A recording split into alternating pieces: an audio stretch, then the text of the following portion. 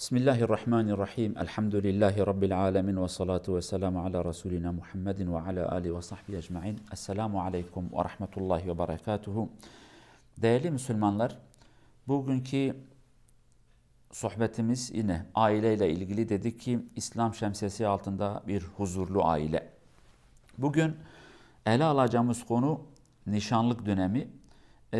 Evliliğe kadar o dönemi kısa bir şekilde dile getireceğiz. Tabii nişanlanmak, söz vermek, belki her coğrafyanın, her toplumun bir adeti vardır. Fakat biz Müslümanlar genellikle şuna dikkat etmemiz lazım.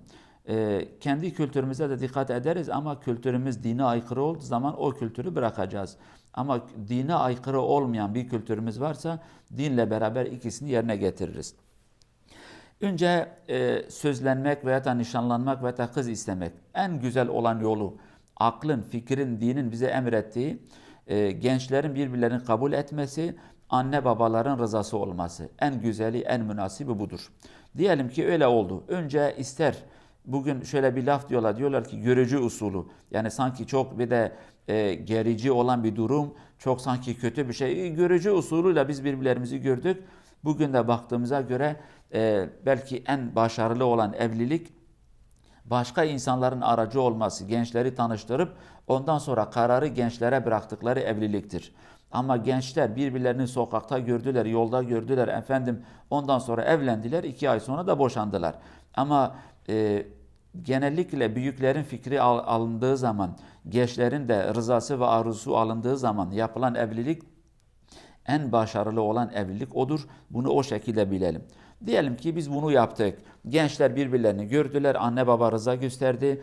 Gençler de birbirlerine baktılar, birbirlerine ısındılar öyle diyelim. Yani birbirlerine bakarken yani birbirlerine karşı diyelim ki bir sevgi hissettiler. Dediler ki evet ben bu insanla evlenebilirim. Bu olduktan sonra şöyle bir adeti vardır. Bu adet biz buna adab deriz, edeptir. Erkek tarafı eskiden beri İslamiyet'ten önce de olan bir şeydir. Birçok millete de olan bir adettir. Erkek tarafı birkaç insanı alır, kızın ailesine giderler. Onlara bir değer de veriyorlar. Biz geldik Allah'ın izni, peygamberin sünneti ile kızınızı evladımıza isteyeceğiz. Zaten bu konuya, bu aşamaya gelmeden önce de birbirlerinin haberi olmuş, haberdar olmuşlar, araştırmışlar. Her iki taraf da kendi ailesi veya da gençler de anne babalar evlatların onayını aldıktan sonra bu duruma geliyorlar. En güzeli olan bu, hem kızın anne babasına bir değer vermişsin, erkek tarafı da kendine bir değer vermiş, normal aklın, fikrin ve dinin söylediği şekilde bu kız istemesi olmuştur. Tabi burada şu hata da olur. Bazen belki adet olmuş ama doğru bir adet değildir. Kahve ısmarlıyorlar. Normalde bir adet olmuş. Fakat içine deterjan koyuyorlar. Ondan sonra tuz koyuyorlar. Yani az kalmış zehir koyacaklar. Bunlar doğru olan şeyler değil. Hayatınızı tatlı bir şekilde başlayın. Bunlar güzel olan şeyler değildir. Bunu yapmamaya çalışalım.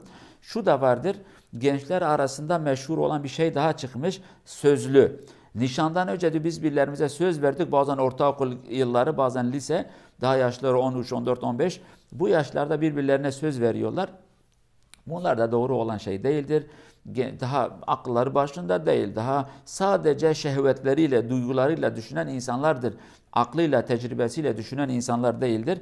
Bu da doğru olan şey değildir. Bir kız da dikkat etsin. Sözlü olan sözlü olmuştur. Bu sözlenmek, anne babanın haberi yok. Bu insanlar bir süre sonra bu sefer başka şeyleri yapıyorlar. Yanlış olan şeyler olur. Kız ortada kalır, erkek ortada kalır. Bunlar doğru olan şeyler değil. Bir bayan, bir erkek, her ikisi de şuna dikkat etsinler. Şerefleri, namusları, karakterleri, değerleri ucuz ve basit değildir. Bunları zamanına göre harcayalım. Yani şerefse şereftir, şeref dikkatli olacaktır. Haysiyet, namus, ahlak, karakter, bunlar önemli. Her şeyin bir zamanı vardır. Yani evlenecekseniz evlenmenin bir yaşı vardır. O yaşa geldiğiniz zaman istişare edin, bir daha düşünün, taşının ve kararınızı verin. Bu sözlenme güzel bir şey değildir. Yine bir adet daha çıkmış.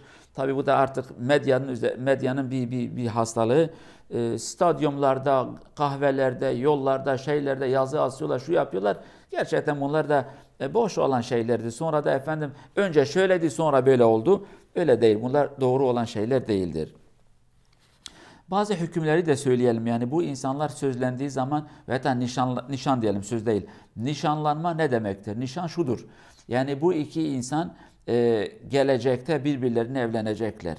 Ve bunun açıklaması sünnettir. Millete bildirelim.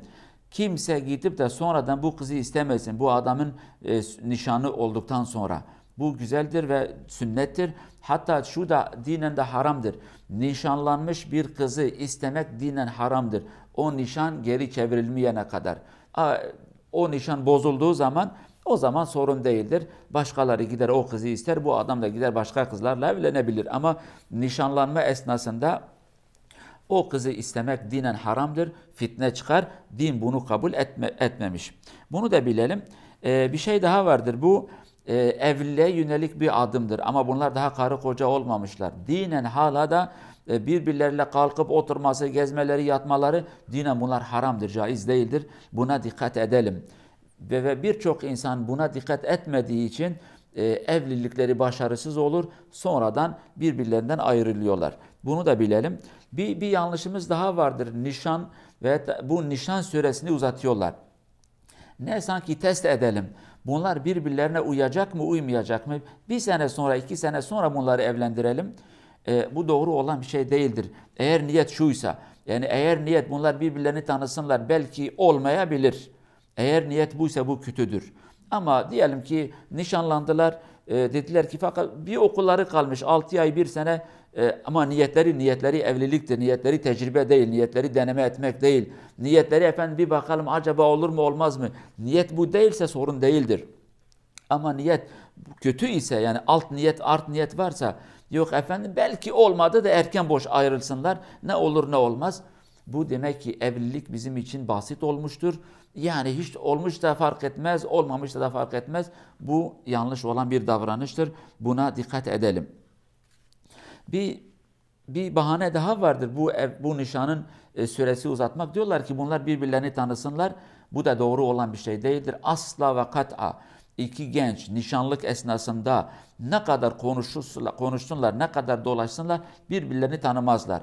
Herkes kendi iyi tarafını dışarıya gösterecek, karşı tarafın sevgisini almaya çalışacak, gerçek yüzünü saklayacak. Bu bir gerçektir.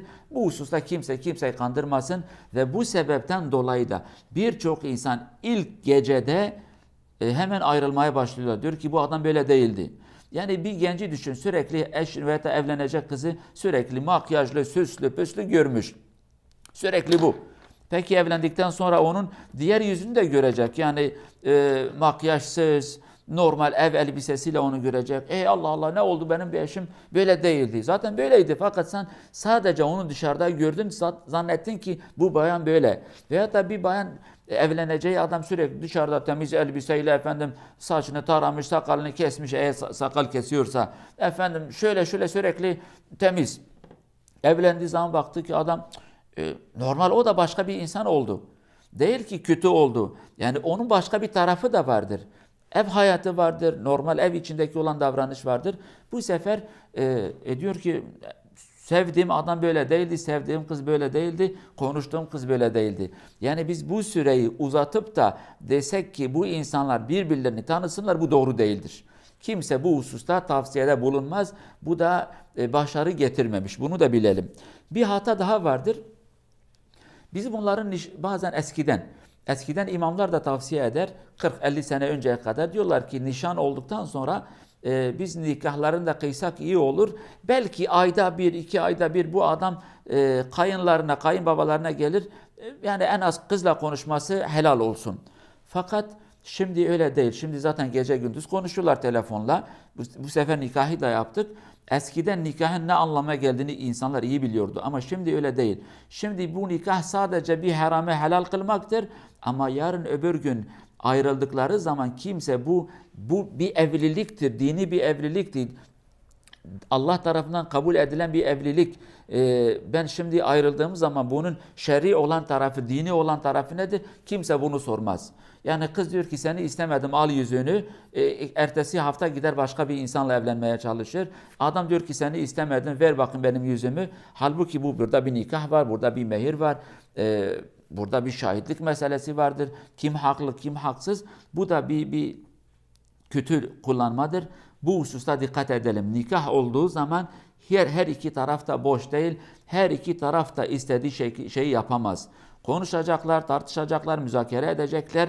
Efendim ayrılma kararı verildiği zaman şahitler huzurunda bu iki insan ayrıldı. Eğer kızın bir mehri varsa o mehrin yarısı verilecek. Kız haksız ise kız o bütün mehri geri verecektir. Ve aynı gün hemen gidip de nişanlanmayacak. Bu husustaki bazı dini meseleleri de bilmemiz lazım. Ve bazen bu nikah kıyılır. Efendim artık biz karı koca olduk. Dinen artık her şeyi yapabiliriz. Ama düğünden önce bu sefer ayrılıyorlar. Kimse bunu da düşünmüyorlar efendim. Bu artık bu kız değil. Bu adam da normal bir adam değil. Artık boşanmış bir erkek, boşanmış bir bayan olmuş. Mutallaka dediğimiz mutallak yani boşanmış iki insandır. Kimse o gözle de onlara bakmaz. Bu da bir hastalıktır. Cenab-ı Allah iyi yuvaları hepimize nasip etsin. Evlenmek isteyen her gencimize ve her kızımıza Cenab-ı Allah iyi eşlerin onlara nasip etsin, denk getirsin. Cenab-ı Allah evlenen insanlara da huzuru nasip etsin. Başka bir sohbette görüşmek üzere. Allah'a emanet olun. Ve selamu aleyküm ve rahmetullahi ve berekatuhu.